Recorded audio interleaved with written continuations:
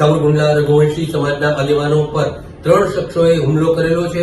ધારાસભ્ય હોસ્પિટલ પર પહોંચેલા છે।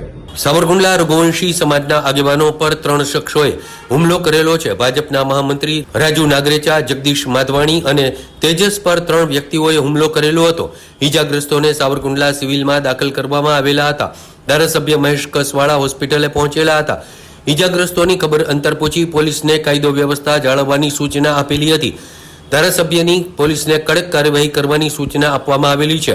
ધારાસભ્ય મહેશ કસવાળાએ કહ્યું હતું કે કાયદો વ્યવસ્થા કથળશે તેની જવાબદારી પોલીસની રહેશે।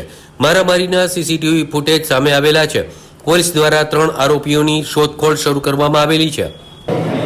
સાવરકુંડલા ટાઉનમાં આજે સવારે આશરે 10-10:30ની વચ્ચે એક બનાવ બન્યો હતો, જેમાં કેટલાક લોકોએ 3 જણા જે રાજુભાઈ નાગરેચા, તેજસભાઈ તથા જગદીશભાઈ એ 3 જણાને કુવાણા મહાજનવાડી સામે કોઈ બવાલ છે તેમાં હુમલો કરવામાં આવ્યો હતો અને એ બાબતની અત્યારે ફરિયાદ લેવાની ચાલુમાં છે।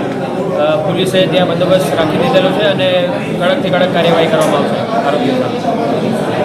સાવરકુંડલામાં આજે વેપારીઓ ઉપર, એમની સાથે ભારતીય જનતા પાર્ટીના આગેવાન ઉપર કેટલાક લોકોએ ખૂની પ્રકારનો હુમલો કર્યો છે। અંગત અદાવત અને દબાણ હટાવવાના પ્રશ્ને વેપારીઓ ઉપર આ પ્રકારનો હુમલો થાય એ બિલકુલ જાયજ નથી, વ્યાજબી નથી અને એક ધારાસભ્ય તરીકે કહું છું કે મારી સહનશીલતાની હદની બહાર છે અને એટલા માટે મેં પોલીસને સ્પષ્ટ સૂચના આપી છે કે સીસીટીવીના ફૂટેજને ચેક કરવામાં આવે।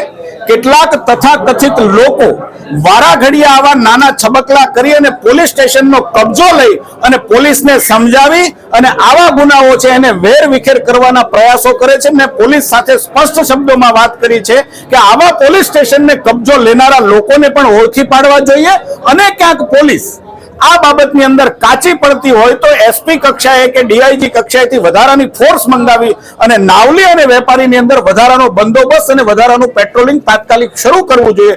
સાવરકુંડલાની અંદર કોઈ પણ પ્રકારની કાયદો અને વ્યવસ્થાની પરિસ્થિતિ બગડશે તો એની જવાબદાર માત્ર ને માત્ર પોલીસ રહેશે। ઘણા સમયથી આ ત્રીજો હુમલો છે ભાજપના નેતા ઉપર, આપ શું કહેવા? મેં કહ્યું પહેલા સંઘના અમારા આગેવાન ઉપર હુમલો થયો છે, ફરીથી ભારતીય જનતા પાર્ટીના આગેવાન અને વેપારી પર હુમલો થયો છે।